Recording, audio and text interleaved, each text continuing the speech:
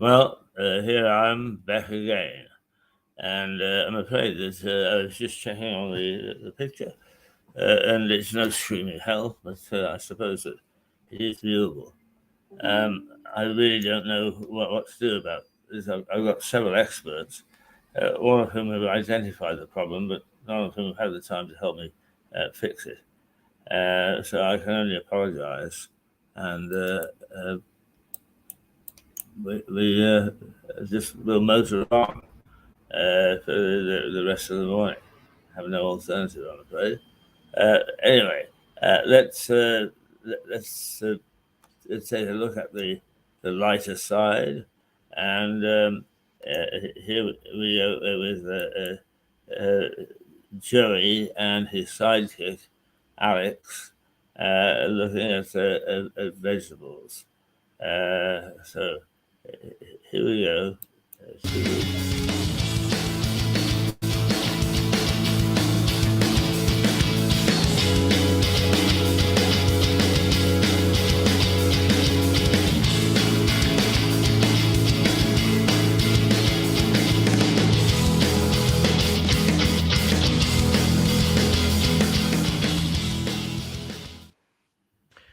Hello, we are back in the garden and today it is vegetable day.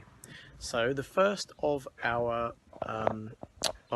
seeds have now grown to a point where we have pricked them out, grown them on, and now they can be planted out.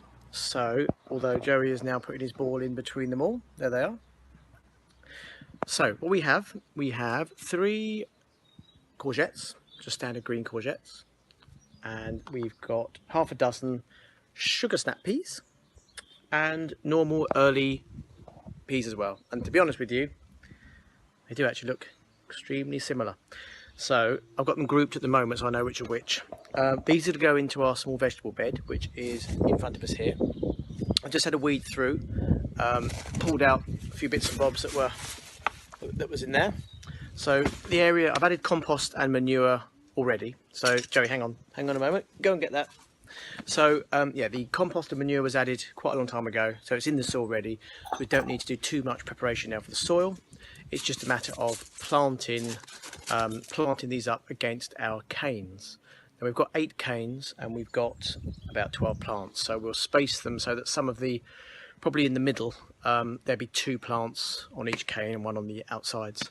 The canes are about 6 foot tall, and there they are, and hopefully they should be shielded by the fact we've got the greenhouse glass there and the wall there, so the sun also goes overhead and sets roughly up in that corner straight over there, which means they should get sun near enough all afternoon.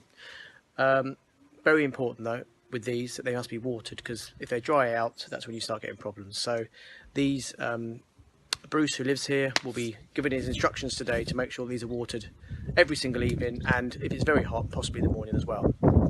Now, just to show you something else, these little pots are interesting. These are fully compostable pots. I think these are the 5 centimetre ones, but they're ideal for pricking on seedlings into the next stage of growth, rather than putting them into, effectively, one of these, which is a plastic pot. Because with the plastic pot, you have to take the whole thing out of the pot. Whereas obviously with the compostable pots, they go straight in the ground, and then they compost away. So by the end of the season, when you dig it all over, there shouldn't really be any evidence of it. And if there is, you can pick the last few bits out. But I think they're just made of paper, some kind of wood product. So that's what we're doing today. We haven't got as far as the greenhouse yet. The cucumbers and tomatoes are still at the very young stage of being in their trays, so they're not pricked out. And in fact, they're not here, they're in my other greenhouse. What we do have is, as I showed you last week, the remaining foxgloves and things that we found that were scattered around different parts of the house here. So these will be going in today. And the 3 ferns I showed you have actually perked up really well in their little pots. And we're going to place those in the shadiest corner of the garden, because as we all know, ferns don't like too much sun. They're like a cool, damp, shady area. And although it sounds a bit silly, because at the moment that chair is actually in full sunshine, behind that wall along there you can see there was a little bit of shade, and along that wall is probably the shadiest part of this garden for most of the time. So those 2 will go over there just to break up that area, which, as you can see, is a bit of a barren corner really. One last thing for today. Yesterday some phormiums were rescued from another garden. I think there's three small ones there, and a couple of small pieces of hypericum. Hypericum is also known as St John's wort. So this is, I don't really know if having it in the garden has any positive effect on your mood, but obviously the tablets are taken as an antidepressant and a mood lifter. So I suppose having this in the garden can do no harm. It has a beautiful little yellow flower on it, and that does attract many, many bees. We have actually got one over here. So we've got a hypericum already in this corner, and there is another one in the middle of the garden. But yeah, that's where we are today. The garden itself is looking nice. I'll give you a quick view of all the perennials. The grasses are in. Obviously, there's not been a lot of growth yet. To the gardener's eye, I can see a difference, but really until things start to really sort of double up in size and start flowering, there's not really a lot to see. Anyhow, have a great day, and I'll speak to you all soon. Take care. Bye.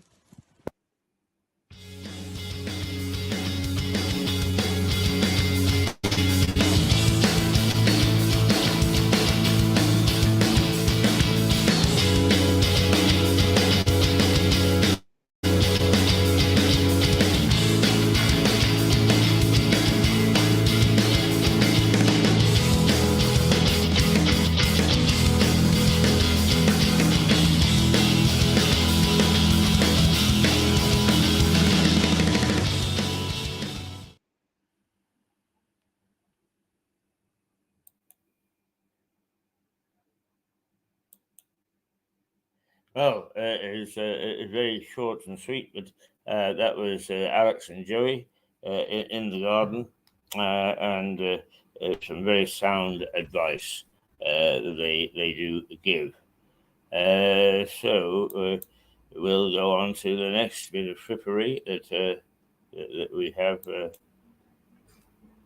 lurking, and this time, just to make sure that I've got it ready to go, and I don't tell you that the sun is coming up where it's not, that I have two left feet. I cannot dance. And a year ago, we used to have two ladies from Ringmer, very talented dancers. They have a school up there. If you want to learn how to dance, it's a good one. I forget what the name is, but they most certainly, if you find them in Ringmer, you've undoubtedly found them.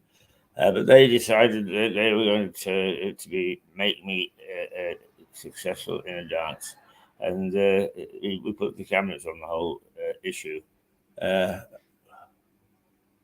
Absolutely devastating. Absolutely devastating. Here we go. Let's take a look.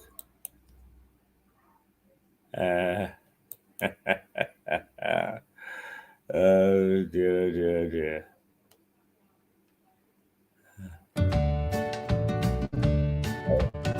It's not. It's not.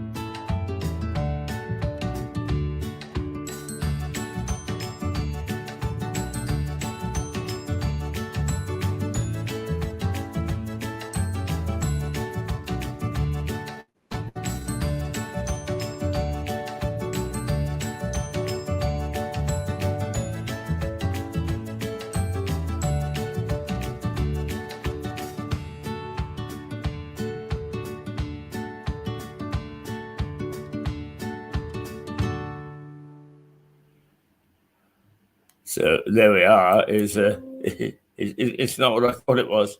That's very typical. Very typical. I'm afraid that we get ourselves totally and utterly lost in these things. So we'll just have to go and take another look at what we've got cooking here. You'll just have to let me fiddle and fart around, as I often do. But why on earth these things never work for me, I have no idea.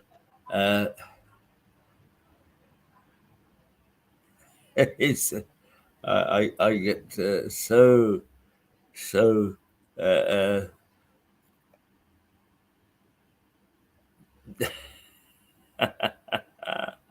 uh, dear, dear, dear.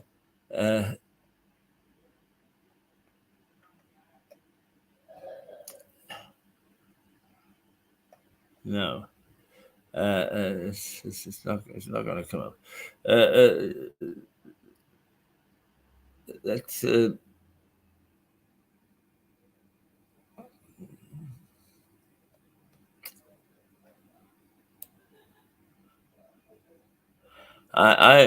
of the things that I see that we've got here is we're coming into bonfire season, and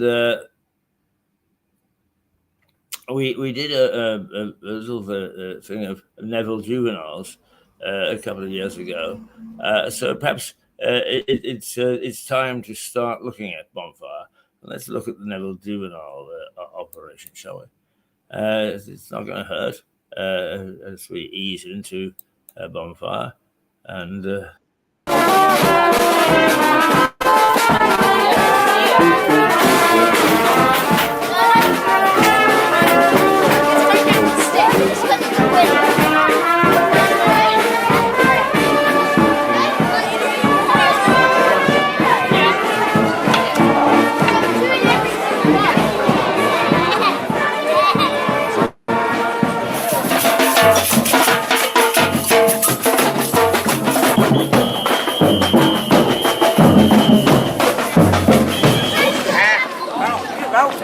Get my ears in.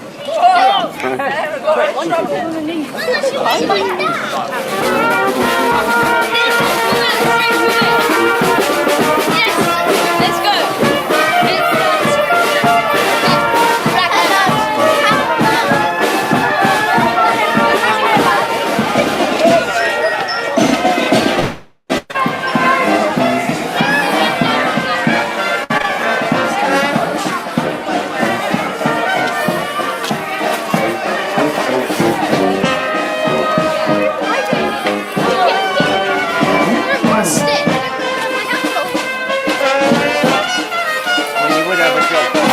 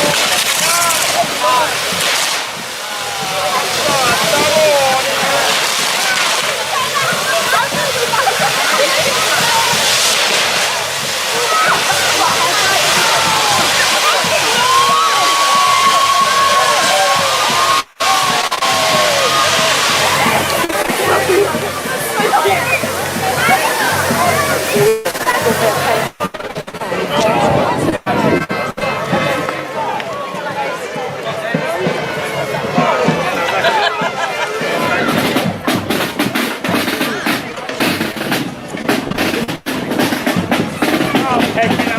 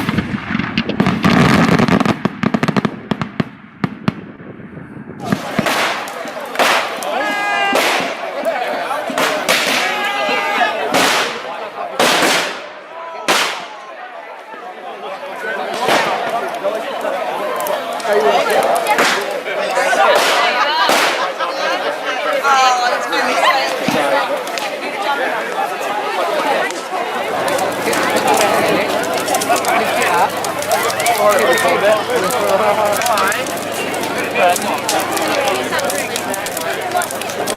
go. Have it go. In, kick.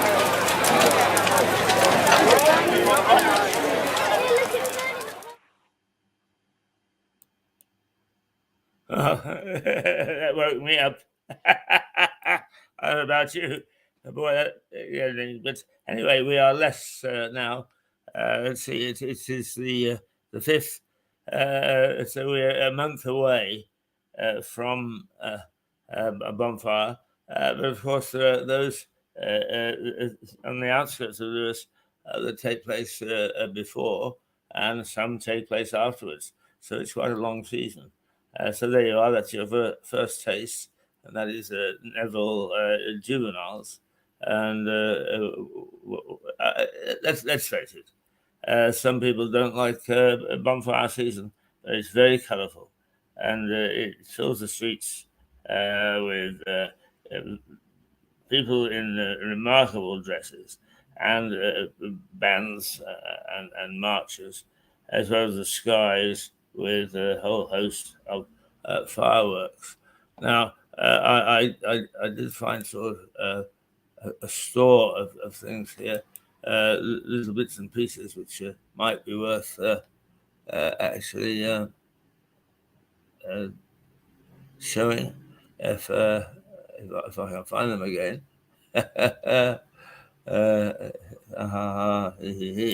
And of course, there's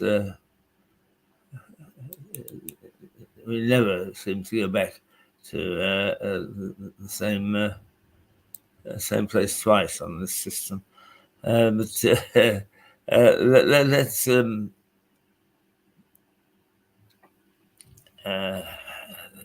that's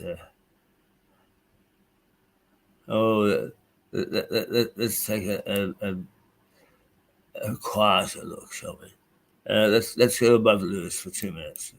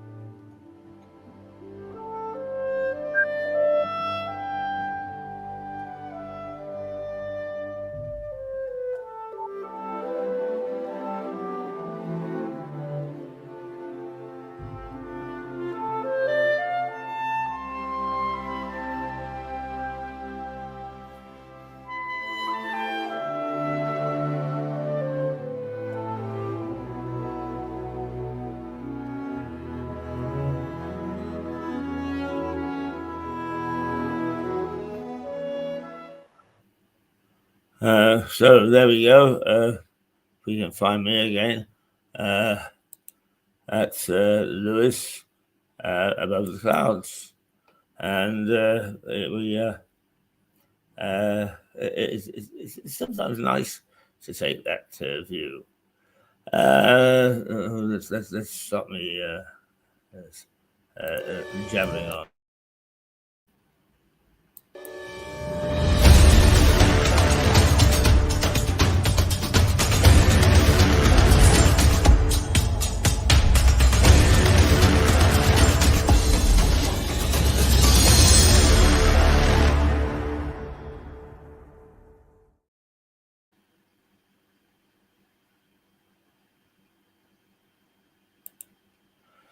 Okay.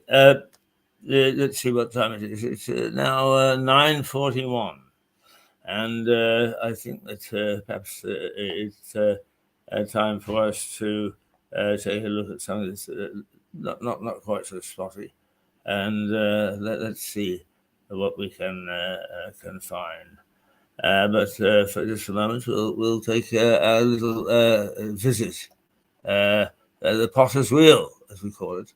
Let's just go down.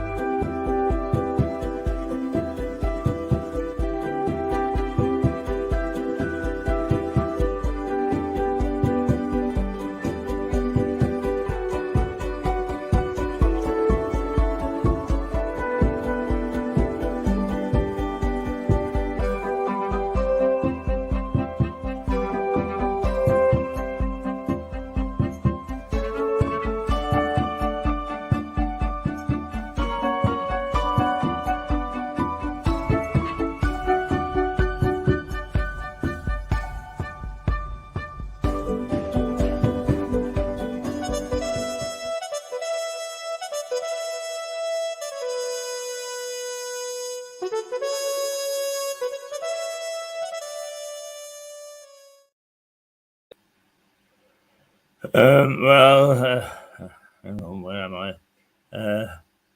Let's take a little bit of a look at the wine scene. It's never a bad thing to have a glass of wine.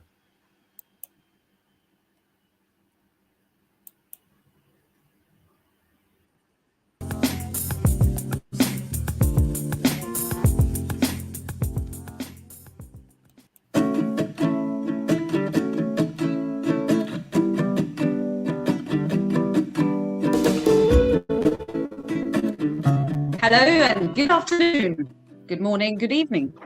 Here we are with the second episode, which is all about wine tasting for all the people out there who are wine connoisseurs or just want to know a little bit more about the wines themselves.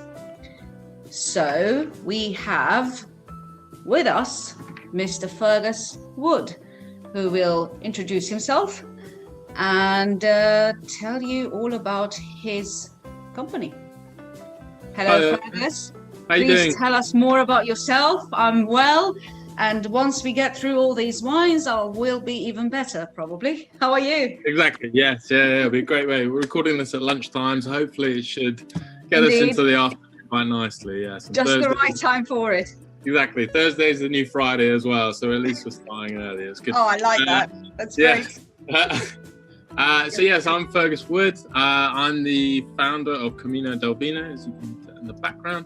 I'm a new startup. We're about to launch a new startup, online wine startup, where you can find us at www.caminodelvino.co.uk. I think it's very clever of you to have started this company, because I myself, I don't know much about wine.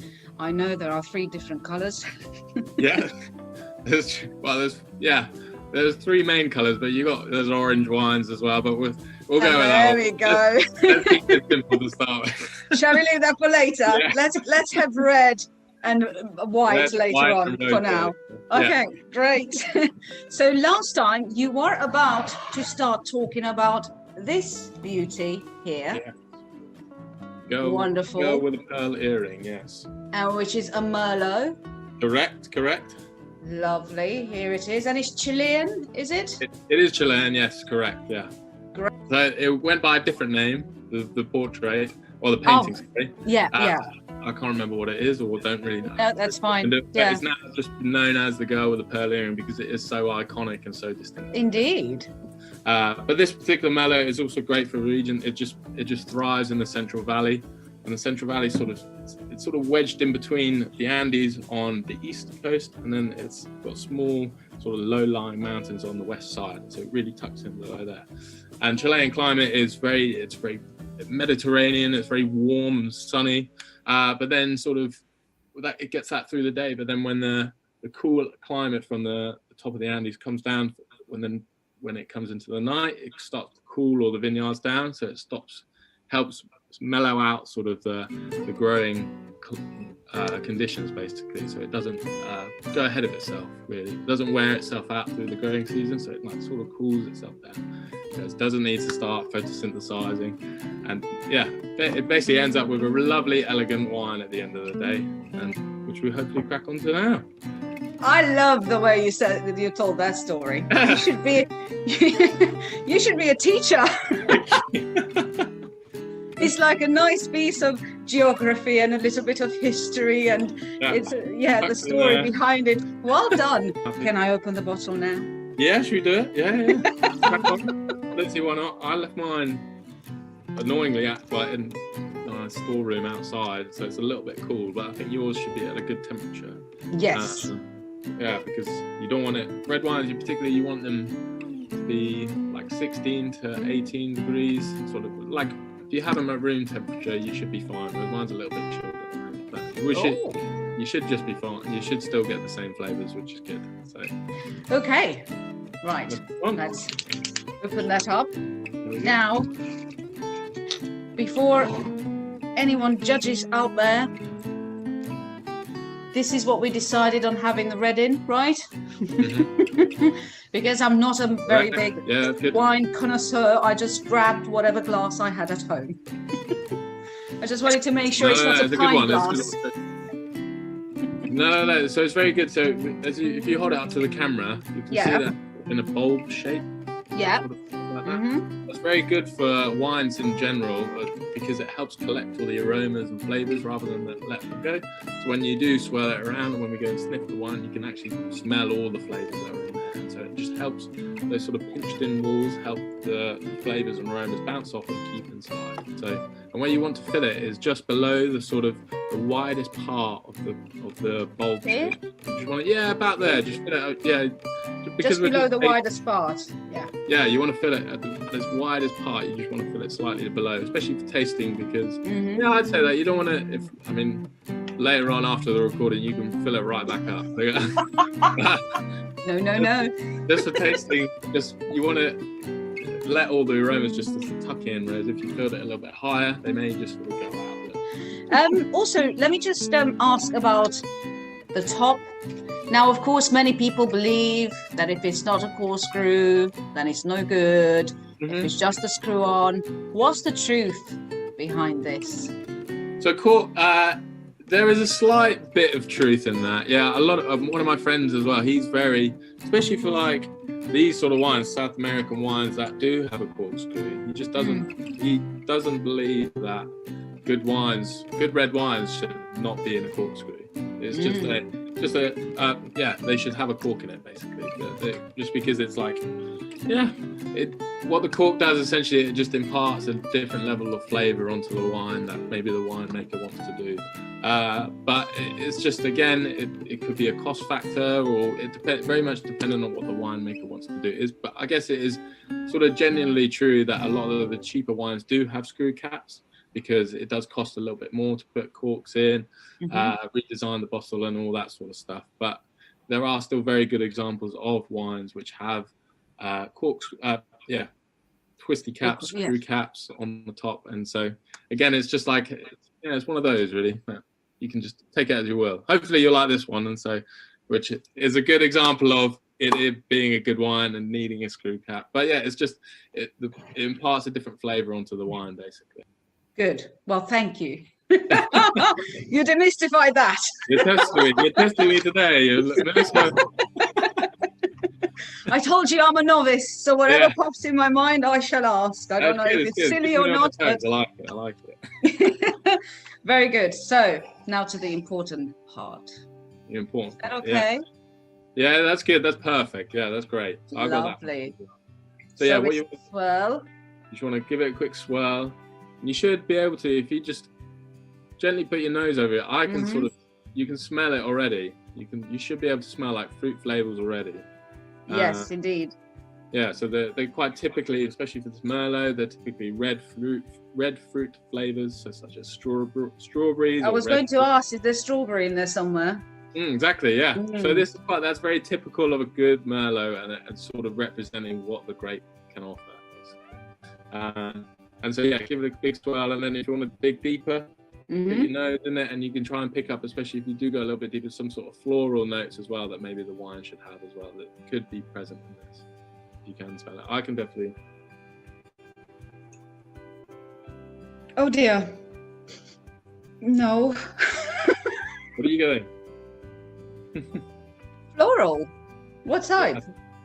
If not, no worries. If your nose may not be particularly as attuned as mine, but it's something you may get to develop on later on. All right. Yeah.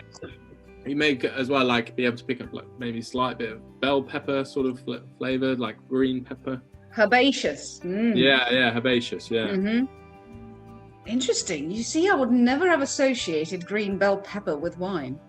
There we go. Yeah. It's healthy. It's full of fruit and vegetables. We need more of this. Yes, exactly. Right. Yeah. And then very good. So we passed the first test. We've done the smelling. So these sort of flavors as well that you can pick up in the aromas essentially of the wine. You should be able to taste as well when we start to sip the wine as well. So they should be basically, whatever you pick up in your nose should be fairly representative of what you pick up on the mouth as well. But sometimes you may be able to find a couple more flavors that are, for instance, you could not smell on the nose that you could then pick on the tongue. Right. But that's just it's dependent on the wine basically, and it's very it's just whatever. Taste is very personal after all. So what you can taste and what you can't taste is entirely up to the person doing it basically. So yeah. We should wait and see. So turn out I am very rubbish at this, but let's give it a go. What you want to try and do is when you sip it, you want to try and let the mouth the wine sort of cover the inside of your mouth. So try and swish it around as if you're using mouthwash essentially. So you can get a real, especially for red wines because they contain tannins. You get this sort of general feel and sort of slight covering, but it's a really pleasant covering of your mouth and a slight drying texture to it as well. Which is very representative of red wines. And that's what a lot of people do sort of like, that sort of slight drying sensation, which helps sort of, it's just nice really. I don't really know how to explain. You can tell a very good story.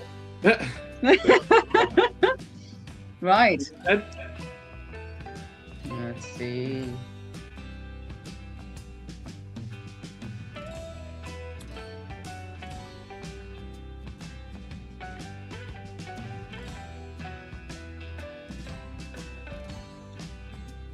Very nice. Good. Don't ask me about fruit. I already told you the most important. Yeah, exactly. Yeah, we'll just get. That's what I'm saying. As soon as if you pick it up in the nose, just write it down whenever you're tasting. If you're doing a tasting thing, the same again. I've got the exact same one.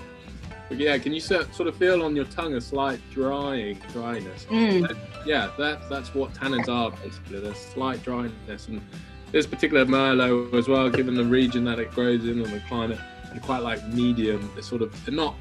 They're not too in your face. That some wines we may explore later down in the line. They're not too really boom, but they're not too sort of soft. It's a nice middle ground. It's a nice midweek wine, I'd say. You just get on with it. It's very easy to drink. It was a good conversation wine, though, isn't it? Yes. Talking about the label, and then you have a sip, and then you're like. They matched it beautifully, I think. Very good. So would you say that different red wines contain more or less tannin, or is the amount of tannin the same? It's not, is it? Well, in red wine making, for instance, the tannins particularly come from the skins, and maybe sometimes the stems especially in the classic vineyards that they use. They sometimes put the stems in with the fermentation process, but the skins contain most of the tannins, and this is what is distinguished between red wine making and white wine making, is that red wine fermentation process contains all the skins in it with the wines, with the grapes, so all the grapes, whereas in the other one, they crush and then press the white wine so that it's just the juices that are fermented. So there's no skin? So there's no skin at all, yeah. So that's why tannins, you will never feel tannins in white wine. White wine. Yeah, it's only applicable to red wine. Yeah. I like this. Yes.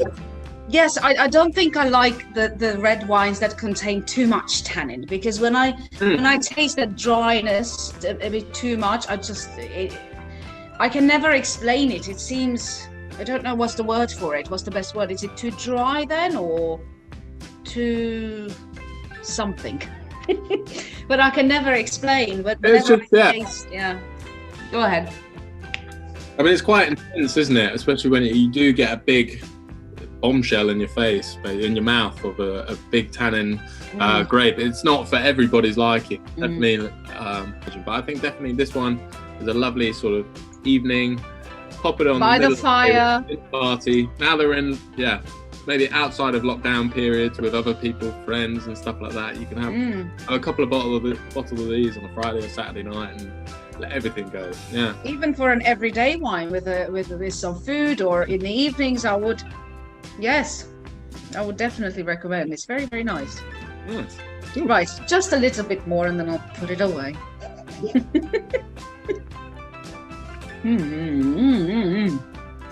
Very nice. I feel like I want to eat it. Good. Can you feel as well? I noticed on my last gulp as well, like my tongue being sort of quite fresh in itself. It's like a minty flavour. That's quite addictive as well of the sort of region and Merlot. It's quite like a lovely little, just fresh, minty eucalyptus sort of feel as well, which again would be the herbaceous sort of side coming into it as well. The green peppers, right? The green peppers, the same sort of category, yeah. Right, so girl with the pearl earring, I agree. It's very, very good. Very tasty. Thank you very much. I hope one day you will return with another arty wine. I do. I have another one. I have a Sauvignon Blanc, which we could do, also from Chile as well. So this would be a great opportunity to go, okay, we've done the reds, now we can move on to the white side of Chile. And especially Sauvignon Blanc, one of Chile's best white wine, great varieties that it produces as well. So. Thank you very much, Fergus. This was very, very nice. I've thoroughly enjoyed this. I shall try it later again, just in case. See if I can recognize the bell peppers later on. Exactly. Right. Thank you very much. We shall be back next time. Thank you. Thank you to the viewers, and thank you to lovely Mr. Wood. Thank Bye-bye. you.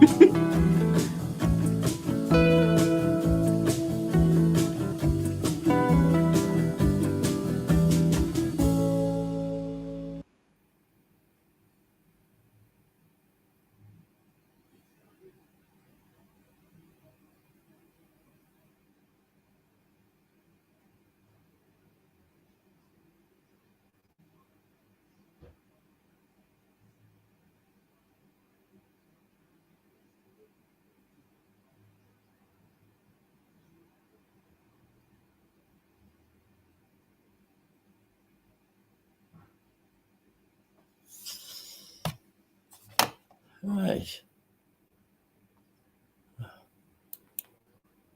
Well, there we are. All you need to know about wine. Okay, it's now exactly 10 o'clock. We'll take a short break and we'll be back leading up to Eliza Page at around about 11:15. All right.